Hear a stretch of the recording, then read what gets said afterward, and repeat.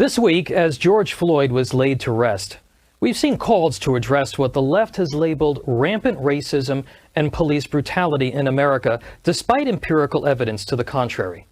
Unfortunately, much of what we've heard so far has either gone from the ridiculous to the outright dangerous.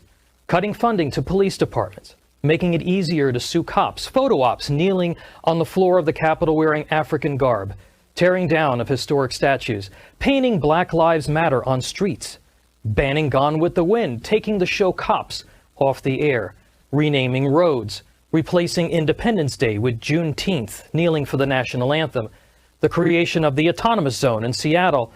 There's talk of having a Black Bachelor on TV. Even my kids' Paw Patrol cartoon and Legos are under attack from the left. The simple truth is none of those things will address the issues that underpin the violence that we see in America's cities. None of those things will save one single life. Once again, Democrats, the left, and the liberal media are driving the wrong conversation because the truth is truly inconvenient for them. Last weekend, 85 people were shot in Chicago. 21 in St. Louis, 7 in New York. Homicides are spiking in Los Angeles, all in primarily minority communities. There won't be photo ops and press conferences and media at their funerals. We will likely never know many of their names.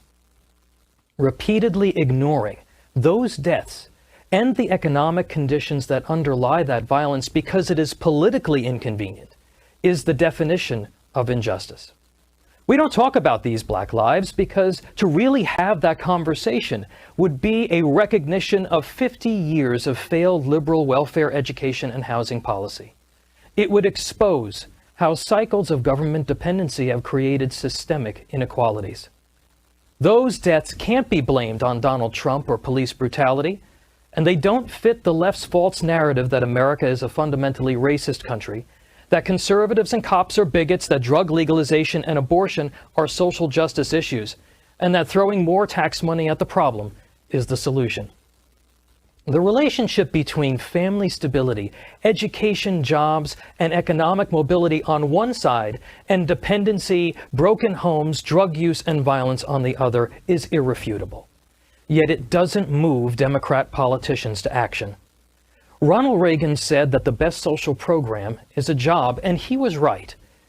It was very encouraging to hear the president talk about economic empowerment yesterday. He gets it.